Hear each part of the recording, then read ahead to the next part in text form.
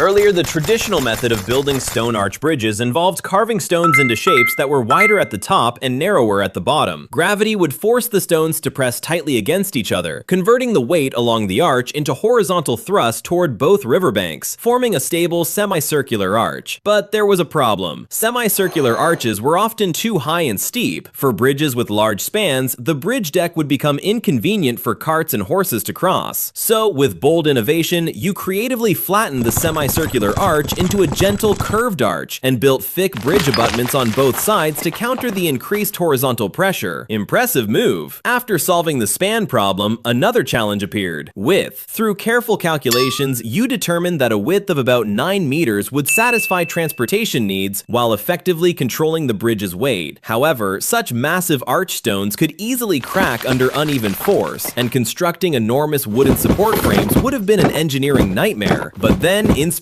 struck. You came up with a brilliant divide-and-conquer solution. Instead of building one massive arch, you split it into 28 smaller, independent arch segments, almost like slicing a loaf of bread. This meant builders only needed a narrow support frame to construct each smaller arch one by one. But now a new concern emerged. If the large arch was divided into separate pieces, wouldn't the structure become loose and unstable? Not so fast. Your clever solution was already in place: iron reinforcement. To strengthen the bridge longitudinally, you borrowed ideas from mortise and tenon structures. You carved dovetail-shaped grooves into the edges of each stone block and locked neighboring stones together using silver ingot-shaped iron connectors. But what about sideways stability between the arch segments? No problem for a mind like yours. Each arch segment was intentionally built slightly wider at the bottom and narrower at the top. Thanks to gravity, the arches naturally leaned inward and pressed against one another, creating subtle compression that tightly locked all 28 arches together. And you didn't stop there. To make the bridge even stronger, you specially designed 5 long iron tie rods that ran through the 28 arch sections while laying the protective arch stones. Hook-shaped iron fasteners were also installed on both sides to secure everything in place. With this inside and out reinforcement system, the once loose stone segments became one unified structure. Finally, to help manage floods during the river's rainy season, you creatively added 2 smaller arches on each side of the bridge, built using the same method as the main arch. These extra openings increased water flow capacity and created the world-famous open spandrel arch design. Just like that, you built the world's greatest bridge, the Jiaozhou Bridge.